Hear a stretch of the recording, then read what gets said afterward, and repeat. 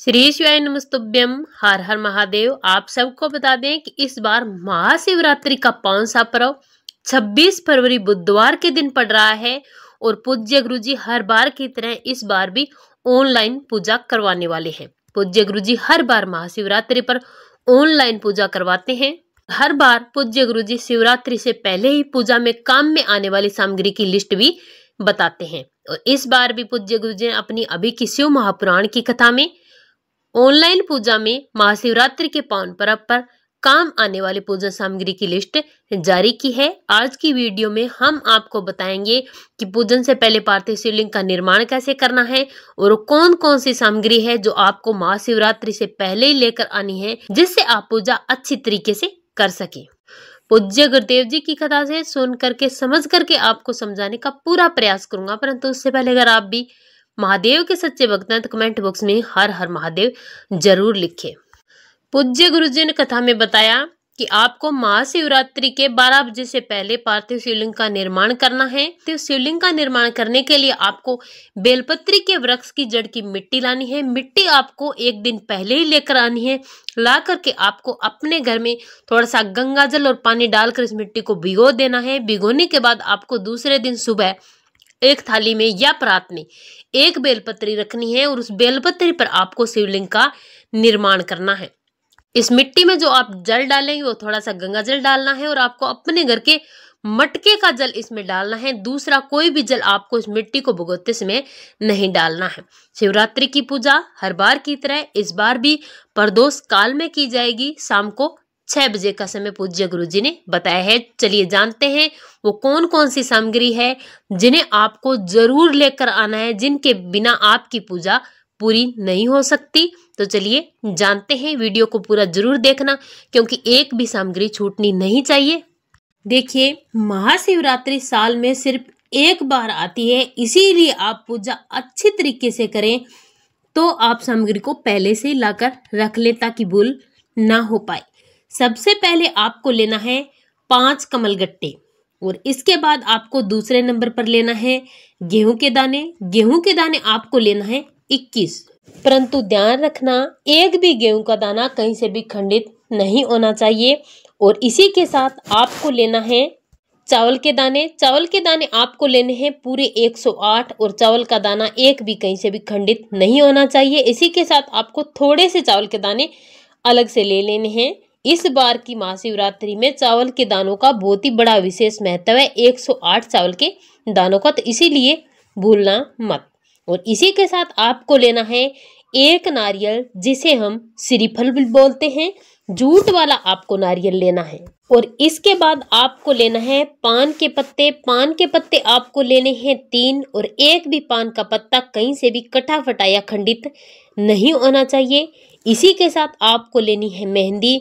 मेहंदी जो मार्केट में आती है वो नहीं लेनी है, आपको मेहंदी के पत्ते पहले से तोड़ कर लेकर आने हैं।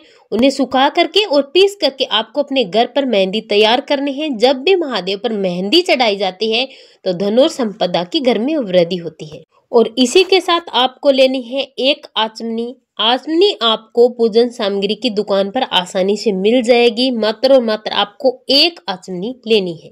और इसके बाद आपको लेना है जनेऊ। जनेऊ का पूजा में विशेष महत्वपूर्ण स्थान होता है। वस्त्र समर्पित करने के लिए जनेऊ लिया जाता है। जनेऊ आपको लेने हैं 2 और इसी के साथ आपको लेनी है सुपारी, पूजा वाली सुपारी, जो आपको लेनी है 5 पूजा वाली सुपारी। इसी के साथ आपको लेना है दीपक। दीपक आपको 2 लेना है, एक पूजा करते समय और दूसरा आपको आरती के लिए, जिसकी जरूरत आपको बाद में पड़ने वाली है।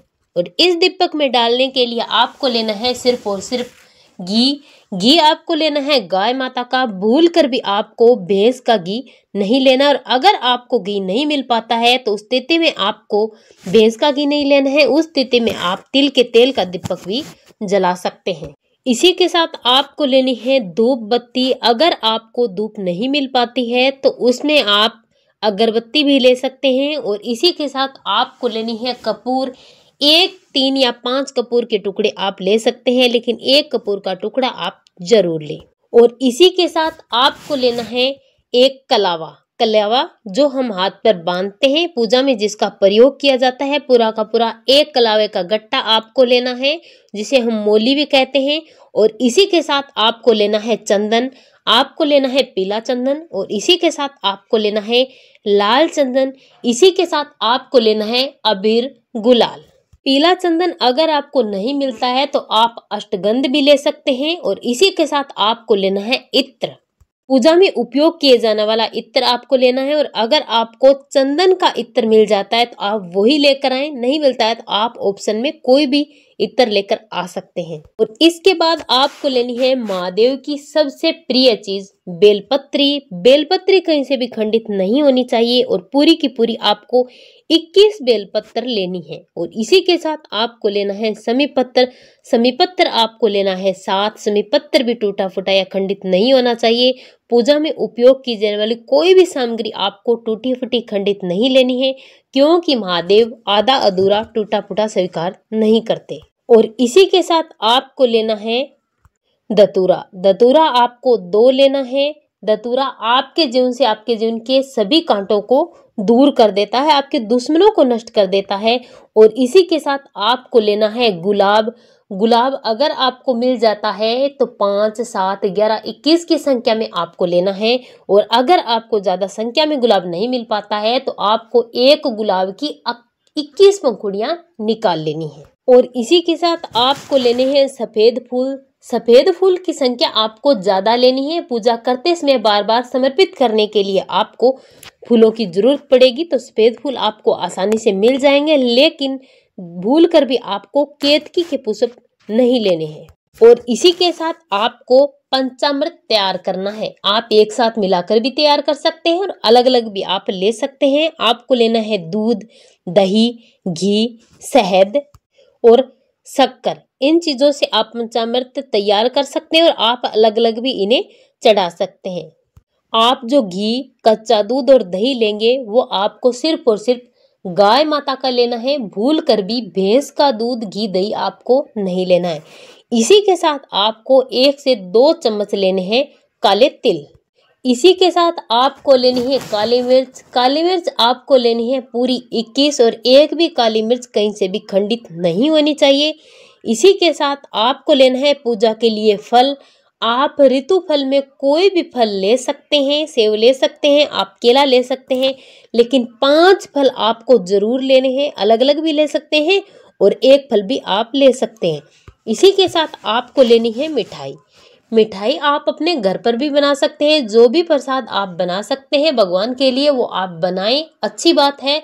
लेकिन अगर आप घर में नहीं बना सकते तब आपको बाजार से कोई भी मिठाई खरीद कर लानी है।